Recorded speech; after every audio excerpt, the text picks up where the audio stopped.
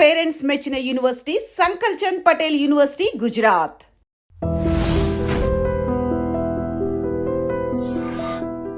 ఎంత బాగున్నారు తెలుసా, ముక్కు పుడక, చెవులు, బొట్టు, సచ్ ట్రెడిషనల్ ఉమెన్. చాలా చాలా బాగున్నారు, మీలు లాగానే. Thank you. చాలా బాగుంది. ఎక్కడ చూసినా ఆంటిక్ పీస్ లాగా అనిపిస్తుంది మీ డ్రెస్ లాగా.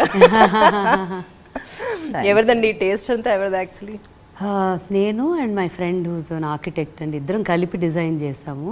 తను కూడా మేము చేసేటప్పుడు తను యాడ్ చేసేవన్నీ కూడా నా మైండ్లోకి వచ్చి నా షూస్లో నుంచొని నాలాగా ఆలోచించి ఈ ఇంటిని డిఫరెంట్గా చేశాడు. తన ప్రాజెక్ట్స్ అన్నిట్లో కూడా కొద్దిగా ఆఫ్ డిఫరెంట్ ఉంటుంది, బట్ చాలా వరకు ఇన్పుట్స్ కానీ కలర్స్, మెటీరియల్స్ అండ్ ఇవి నేను చాలా ఇన్పుట్స్ ఇచ్చాను. బికాజ్ మన ఇల్లు మనకి ఎక్స్టెన్షన్ లాగా ఉండాలి. కరెక్ట్. ఎవరో తెచ్చిపెట్టిన ఇంట్లో మనం కూర్చుంటే ఇట్ విల్ బీ లైక్ ఒక హోటల్లో లివ్ చేస్తున్నట్టు ఉంటుంది. So I believe this house is an extension of మీ.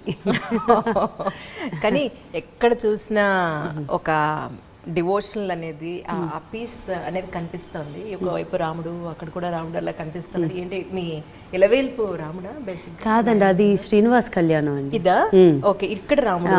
అది రెండో పీస్. ఇక్కడ మీరు చూస్తున్నది తాతగారి, మై తాతగారు వాజ్ ఇన్ ఫారెస్ట్ సర్వీసెస్ అనమాట. He retired as the chief conservator of forest అనమాట. ఇప్పుడు ఉండుంటే నా సిరీస్లో ఆయన కూడా yes, he definitely was a very commendable service చేశారు. ఆయన రిటైర్ అయినప్పుడు కూడా మోస్ట్ సిన్సియర్ ఆఫీసర్గా అవార్డు అండ్ ఆల్ దట్ ఇచ్చారనమాట. అండ్ ఆ డిపార్ట్మెంట్స్లో తేళ్ల సుబ్బారావు గారు, సో మమ్మీస్ ఫాదర్ అనమాట, ఆయనవి అవి.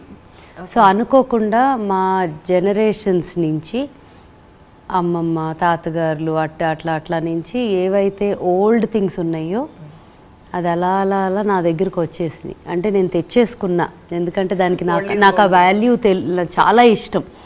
నేను వేసుకునే చీరలు, హ్యాండ్లూమ్స్ అవనియండి, పెట్టుకునే జ్యువెలరీ అవనియండి, ఇంట్లో ఉండే సామాన్లు కానీ ఏదో పాత సామాన్లు షాప్లో కొనుక్కొచ్చావా అని అంటారు, బట్ నాకు అలా ఇష్టం అది. బట్ నాకు అది ఎంతైతే నాకు కంటెంపరీ ఇష్టం. ఇక్కడ కూడా చాలా కంటెంపరీ చూస్తారు, but it's a very Indian teak on contemporary లాగా అనొచ్చు. సో అలా ఒక్కొక్కటి కేమ్ ఇన్ లైక్ దట్ అనమాట. ఎవరి దగ్గరికి వెళ్ళాలో వస్తాయి అంటారు కదా, అలా వచ్చింది నా దగ్గర. మీకు రాసి పెట్టింది అంతే. కానీ పాండమిక్లో మాత్రం యూ డి గ్రేట్ జాబ్ అండి. Thank you. ఎందుకంటే మీరు చెప్పుకోరు, ఈ సందర్భంగా నేను చెప్పాలి కాబట్టి దట్స్ మై జాబ్ యాక్చువల్లీ. ఎంతమంది దగ్గర మీరు ఒక 1000 మందికి చేసినట్టున్నారు కదా?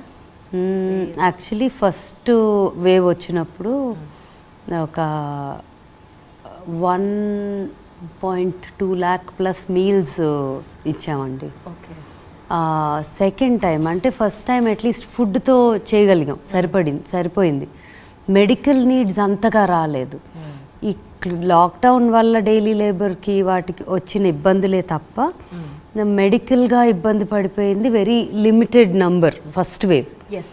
సెకండ్ వేవ్ డెల్టా వచ్చినప్పుడు ఎవరినైనా ప్రొటెక్ట్ చేయాలి, సేవ్ చేయాలి అని హెల్ప్ చేయాలన్నా కూడా ఖర్చుతో కూడింది అయిపోయింది. Because oxygen, oxygen concentrators and medical help, immediate on call doctors, తర్వాత మెడికల్ కిట్స్, ఇటువంటి మల్టిపుల్ థింగ్స్. ఒక ఈఓ అని ఆంట్రప్రెన్యూర్స్ ఆర్గనైజేషన్ అని ఉంది. ఐ వాజ్ ఆ time I been part of it AP చాప్టర్కి.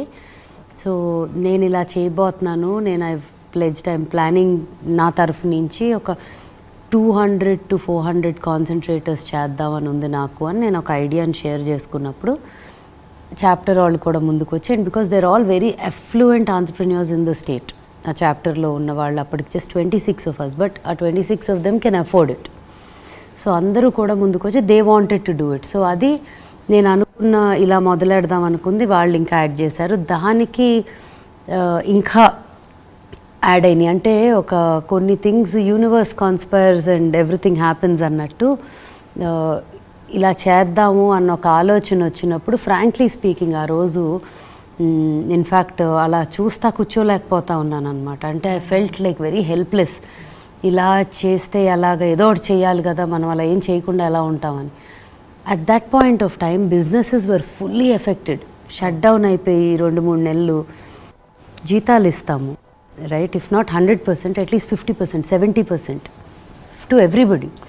ఉన్న 400 ఎంప్లాయీస్ పైగా ఒక పక్క శాలరీస్ వెళ్ళాలి, rentals go in to these, ఖర్చులు తగ్గట్లా, బట్ జీరో సంపాదన. సో అన్నీ షట్ డౌన్. అటువంటి టైంలో నేను ఇంత స్పెండ్ చేసి ఇవి తెస్తాను అంటాం కూడా నా పిచ్చి పట్టిందా నీకు, నువ్వు వీళ్ళందరికీ హెల్ప్ చేయటమే ఈజ్ అ కాంట్రిబ్యూషన్, శాలరీస్ ఏం లేకుండా ఇవ్వగలగటము అండ్ రన్నింగ్ ఆల్ దిస్ అని వదిలేసే అన్నారు. నాకు అది చాలా, I was feeling very not comfortable.